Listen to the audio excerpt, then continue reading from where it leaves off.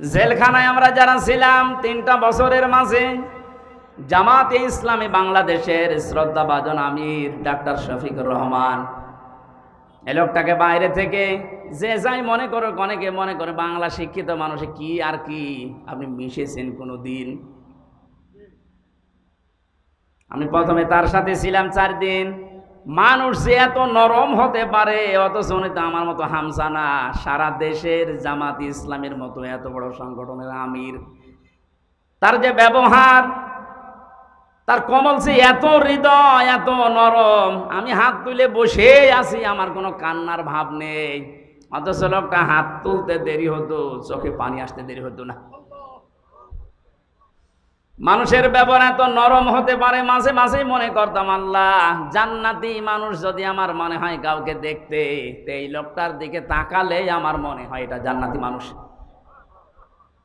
আমি কোরআনের হাফেজ, আমি তাহাজ্জুদের 12 রাকাতে মাত্র 1.5 ঘন্টা 2 ঘন্টায় আমার শেষ হয়ে যেত, অথচ একটা জেনারেল শিক্ষিত একটা ডাক্তার সারা দিন উনি কোর্ট কাছারি করে এসে হাজিরা দিতে হতো।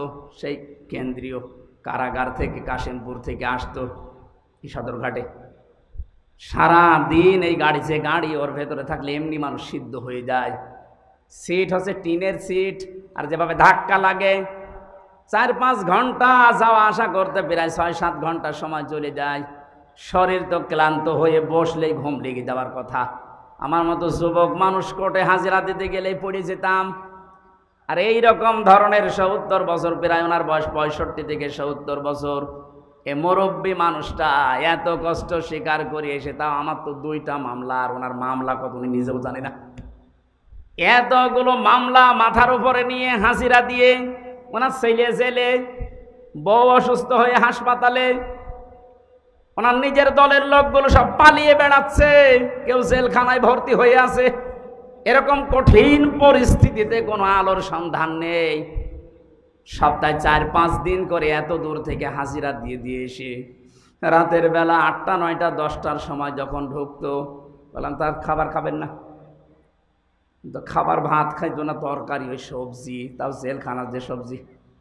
খাবার পরে কিছুক্ষণ জিকির করা, দরুদ শরীফ পড়ে 2-1 ঘন্টা ঘুমানোর পরে তাহাজ্জুদের নামাজে দাঁড়িয়ে যতটুকু মুখস্থ আছে পড়তো। আর এই যে সেজদা, আমার 12 রাকাত নামাজ শেষ হয়ে যাচ্ছে, ওনার এক সেজদায় 1.5 ঘন্টা 2 ঘন্টা কেটে যাচ্ছে। মানুষের ভেতরে ইখলাস না আসলে, তার ভেতরে ভালোবাসা মানুষের এমনি জন্ম নেয়।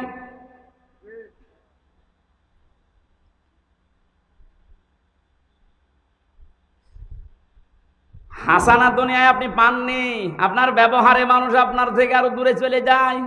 কোরআনে কারীম জানাচ্ছে, ওয়াকুলু লিন-নাসি হুসনা। হে নবী, মানুষের সাথে যখন কথা বলবেন হাসি মুখে কথা বলবেন, তাহলে একটা সাদগা দেওয়ার সওয়াব হবে। আল্লাহকে এখানে জানিয়েছে যে মুসলমানদের সাথে যখন কথা বলবেন হাসি মুখে বলবেন। লিন-নাসি লিল মুসলিমিনা দেয়নি। আমরা যারা দুনিয়ার হাসানা কামনা করি, খালি দোয়া করি, আল্লাহ দুনিয়ায় হাসানা দাও, দুনিয়ায় হাসানা দাও, 1 নাম্বারটা তো এখনো পর্যন্ত পেলাম না। আমার ব্যবহারটা নম্র হওয়া লাগবে, আমার ব্যবহারটা নরম হওয়া লাগবে, তাহলে দুনিয়ার হাসানা আমরা পাবো। 2 নাম্বারে একটা করে সব বলতে গেলে তো আয়াত শেষ হবে না, আবার 12টাও বেজে যাচ্ছে। খুব তাড়াতাড়ি সামারাইজ করে বলছি, কেউ যদি মনে করে যে দুনিয়ার হাসানা পেয়েছি, তাহলে সে যেন তার স্ত্রী, উত্তম স্ত্রী তার ঘরে আনতে পারে। উত্তম স্ত্রী কোনটা? যেটা সব সময় সিরিয়াল দেখে, স্বামীর মুখে মুখে তর্ক করে, কোনো জিনিস কম পড়লে শুধু বরদোয়া দেয়। ফেরাউনের স্ত্রী হযরতে আসিয়ার জীবনে পড়েছি, পৃথিবীতে যত কঠিন স্বামী আছে তার মতো এরকম ভয়ঙ্কর স্বামী কারো কপালে জোটেনি, জুটবেও না। এত বড় ভয়ঙ্কর ছিল লোকটা। নিজের স্ত্রীর হাতের ভেতরে প্রেক লাগিয়েছে, পায়ের ভেতরে শলাকা দিয়েছে, মাথার উপরে গরম তেল ঢেলে দিচ্ছে, মানুষজনকে দিয়ে কাপড় চোপড় সব খুলিয়ে উলঙ্গ করেছে। পৃথিবীর কোন স্বামী তার স্ত্রীর সাথে আচরণ করেছে আমি শুনি নাই, পড়িও নাই। অথচ মহিলার সাথে যখন এগুলো করা হচ্ছিল, জিবরাইল এসে জান্নাত সামনে ধরেছে। উনি তো বলতে পারতো ঠিক আছে আমি জান্নাতি চাই, বলেননি। আল্লাহকে ডাক দিয়ে বলেছিলেন রব্বি নাজ্জিনি, হে আল্লাহ তুমি আমাকে বাঁচাও আমার এই স্বামী এবং স্বামী যাদেরকে দিয়ে আমার উপরে অত্যাচার করাচ্ছে তাদের কবল থেকে তুমি আমাকে বাঁচাও, কিন্তু তুমি রাগ করে আমার স্বামীর ওপরে গজব দিও না। নরসিংহের মা বোনেরা, কত বড় ভয়ঙ্কর অবস্থায় আছে আপনি একটু নিজেকে দাঁড় করান ওই জায়গায়। এত বড় কঠিন অবস্থায় থাকার পরেও শুধু নিজেকে বাঁচানোর আহ্বান জানিয়েছিলেন, মাবুদ তুমি আমাকে বাঁচাও কিন্তু আমার স্বামীর ওপরে তুমি গজব দিও না। আর আপনি একটা সাবান কম হলে বরদুয়া দেন, আপনি মানুষ।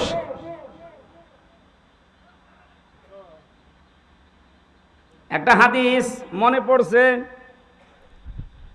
মেয়েদের জন্য বলছি, আল্লাহর নবী জানিয়েছেন 6 প্রকার মানুষকে আল্লাহ বিনা হিসাবে বিনা বিচারে জাহান্নামে দিয়ে দেবে। আমি একটা বলেছি এর ভেতরে, এ পৃথিবীতে যাদের আদর্শ বিশ্ব নবী ছিল না।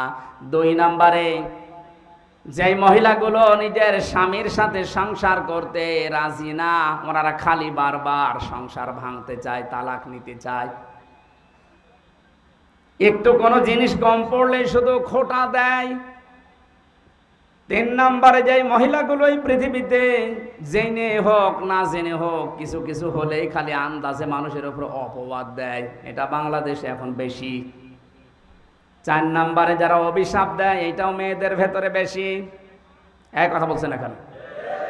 5 নম্বরে যারা ঝগড়া বাঁধলে সে গালি দেয়, এটা মনে হয় এলাকায় নেই। আমি সেই দিন কোন জেলা থেকে যেন আসছিলাম, খুলনা থেকে।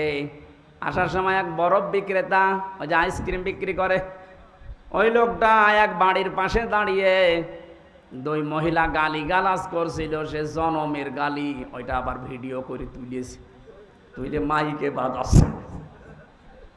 আমি গাড়ি দাঁড় করিয়ে বললাম দাঁড়ান, কি বাজান? বলছে হুজুর এক মহিলার ঝগড়া, এমন কোনো গালি নেই, আর মনে হচ্ছে 1 মিনিটে 40টা গালি দিচ্ছে।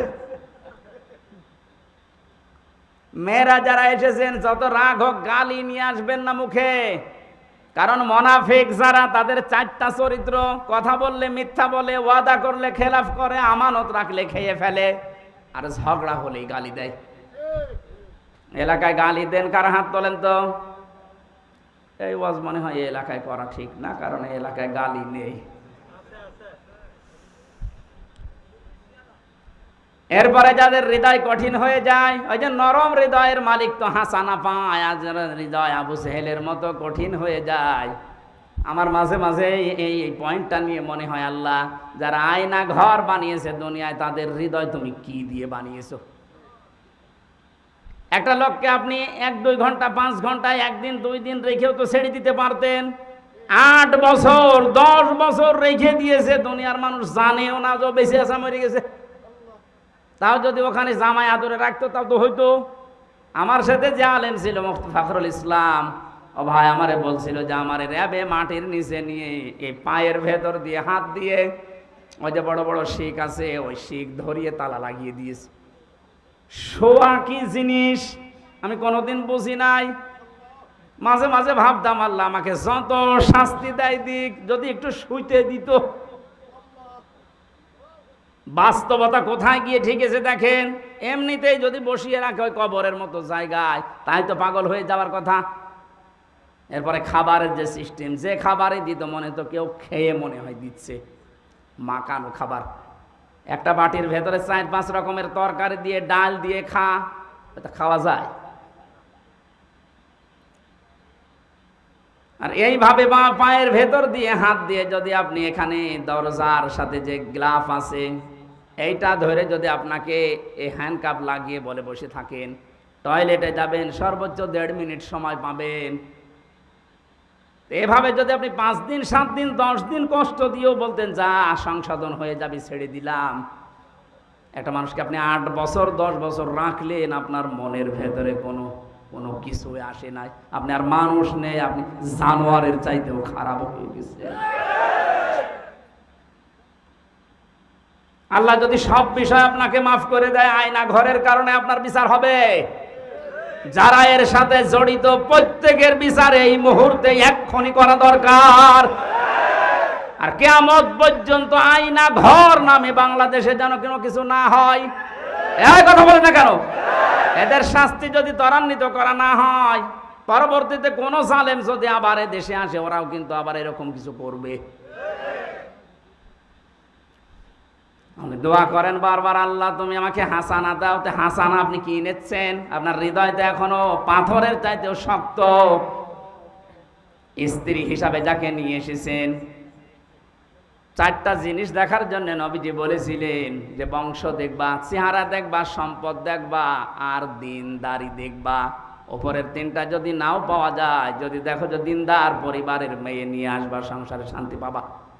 এখন কার বাবা মা গার্জিয়ানরাও এটা চাই না, যারা বিয়ে করি আমরা তারাও চাই না। এই জন্য দুনিয়ার হাসানাও নেই। কোরআনে কারীম দোয়া শিখিয়েছে, মোনাজাত কর আমার কাছে, রব্বানা হাব লানা মিন আজওয়াজিনা ওয়া যুররিয়াতিনা কুররাতা আয়ুনি ওয়াজআলনা লিল মুত্তাকিনা ইমামা। আল্লাহর কাছে মোনাজাতে বলা হচ্ছে, মাবুদ তুমি আমাদেরকে দুনিয়ায় বউ দাও, এমন বউ দাও, এমন সন্তান দাও যাদের দেখলে আমার অন্তর জুড়িয়ে যায়। জোরে বলেন আমিন। আখিরাতের হাসানা এতগুলো বলে ব্যাখ্যা করলে সময় লাগছে। অক্তব লানা ফি হাদিহিদ দুনিয়া হাসানা অফিল আখিরা। আল্লাহ আখিরাতে হাসানা দাও। আখিরাতের হাসানা 5টা। কয়টা? আখিরাতের 1 নাম্বার হাসানা হচ্ছে মরণ যেন ভালো হয়। ভালো মরণ ওইটা যেটা গলায় দড়ি দিয়ে হয়, যেটা বিষ খেয়ে হয়। কি ভালো মরণ? ওইটা যেটা শাহাদতের মরণ হয়। শহীদ আবু সাইদ নামের আগে দেখেছেন কি শব্দ? শহীদ। এটা খেলা করার জিনিস না। আজ অনেকেই টল করে যে বুক পেতে দিল, গুলি খেয়ে শহীদ হয়ে গেল। না, কে বলেছে?